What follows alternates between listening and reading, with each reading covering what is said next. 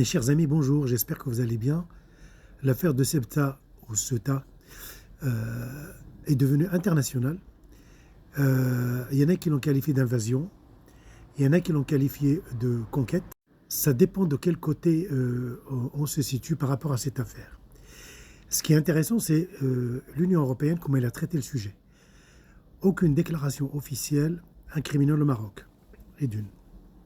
Beaucoup de critiques par rapport à la politique migratoire de Sánchez, le Premier ministre espagnol. Ça crée vraiment une division au sein de l'Union européenne en matière d'immigration. On voit beaucoup de règlements de compte entre ces pays, entre une droite extrême, par exemple en Italie, et une gauche espagnole. On voit que les idéologies jouent un rôle très important dans les déclarations et dans les prises de décision.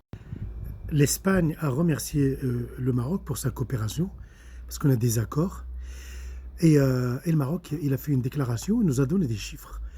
Lesquels chiffres contredisent tout ce qui a été dit dans les médias espagnols d'abord et certains médias arabes après. Le Maroc est sorti vainqueur de cette affaire parce que les gens dans le monde entier ne savaient pas que l'Espagne colonisait deux villes ou deux enclaves qui se trouvent sur le territoire marocain. Beaucoup de gens ont été vraiment surpris par les contradictions du Premier ministre espagnol qui d'un côté dénonce la colonisation israélienne au Moyen-Orient et lui-même y colonise depuis 500 ans deux enclaves qui se trouvent sur le sol marocain. Ceci va dans le sens du Maroc. Cette affaire aussi a permis à certains pays comme Israël et les États-Unis de régler leurs comptes avec l'Espagne. Donc ce n'est qu'un règlement de compte entre ces deux. Parce que l'Espagne a critiqué l'intervention américaine en Iran, l'Espagne a critiqué beaucoup Israël pendant la guerre de Gaza. Donc là, ces deux pays règlent leurs comptes avec l'Espagne. Ça concerne les grands, les pays puissants. Revenons maintenant aux faibles, à ces pays arabes. À ces pays arabes qui ont montré encore une autre fois leur haine pour le Maroc. Ils ont montré à quel point ils sont vraiment pas les amis du Maroc et que cette affaire d'appartenir à une communauté arabe, c'est vraiment du pipeau en fait. Beaucoup de critiques, il y en a même beaucoup, ils écrivaient Ceuta et Melilla, deux villes espagnoles. Ils n'ont pas honte de dire ça. Ça veut dire que les terres marocaines sont moins sacrées que les terres au Moyen-Orient, les terres palestiniennes. Et bien nous, les Marocains, on a capté le message. On a vu un Occident raisonnable, un Occident pragmatique, un Occident qui fait de la politique et qui n'a pas critiqué qu'un seul mot le Maroc.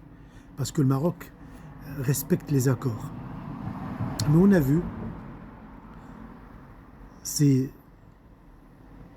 frères musulmans qui appartiennent au monde arabe et musulman critiquer le Maroc et ne pas le soutenir. Nous n'avons que cure de leur soutien, sincèrement, parce que ce sont des faibles. Le Maroc a des coopérations avec des pays très forts, avec des pays puissants, et il est puissant. Et ça fait peur. Ça fait peur à ces pays-là. Je parle de toutes les républiques arabes, en fait. Et quelques monarchies du Moyen-Orient, mais surtout les républiques arabes. Quand tu vas un Libanais critiquer le Maroc, occupe-toi de ton territoire. Quand tu vas des gens du Yémen critiquer le Maroc, occupe-toi de ta guerre civile. Tu vois, il y a des Soudanais aussi critiquer le Maroc. Occupe-toi de ta guerre civile. Tu vois des Égyptiens critiquer le Maroc. Occupe-toi de ton régime militaire. Quand tu vois des Palestiniens critiquer le Maroc sur cette affaire-là, occupe-toi de ton affaire. Occupe-toi de ton affaire. Ça veut dire que tu encourages la colonisation espagnole chez nous, mais par contre, chez toi, c'est sacré. Pourquoi Pedro Sánchez? Parce qu'il soutient la Palestine, disent-ils. il soutient la Palestine. Mais à quel moment faut-il croire à la sincérité du soutien espagnol à la Palestine? Pedro Sánchez soutient la Palestine. J'aimerais bien savoir ça concrètement, ce que ça donne. Est-ce qu'il y a un ambassadeur palestinien à Madrid? Est-ce qu'il y a un ambassadeur espagnol à Ramallah? Est-ce qu'il y a ça? Ou bien c'est juste des slogans et montrez votre venin qui vous anime avec cette haine envers mon pays, le Maroc. Dans cette affaire aussi, et maintenant les chiffres sont là, et vous pouvez les vérifier. Et si vous trouvez que ce que je vais avancer est faux, vous pouvez vraiment me le dire et je disparaîtrai des réseaux sociaux.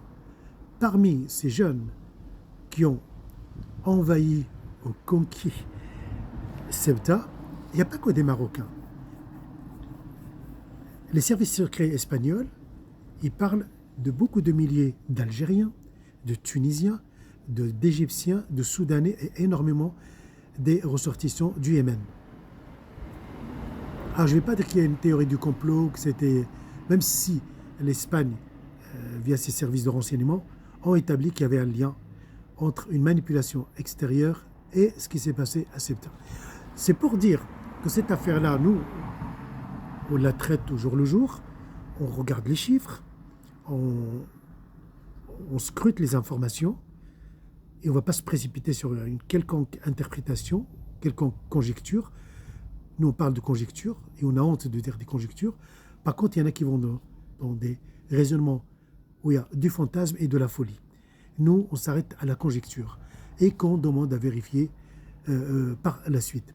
Donc, le Maroc est sorti fort de cette affaire, il en sortira encore plus fort. L'affaire Ceuta et Melilla est devenue vraiment une affaire internationale.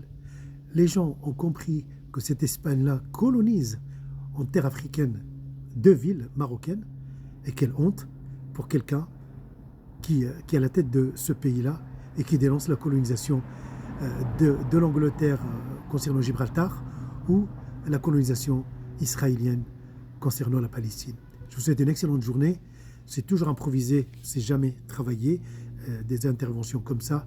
Je vous demande de m'excuser, c'est le style peut-être laisse à désirer parce que des fois je cherche mes mots et je vous parle avec mon esprit. Jamais dans cette vidéo je n'ai parlé avec mon affect. Très très bonne journée de mardi, à très bientôt.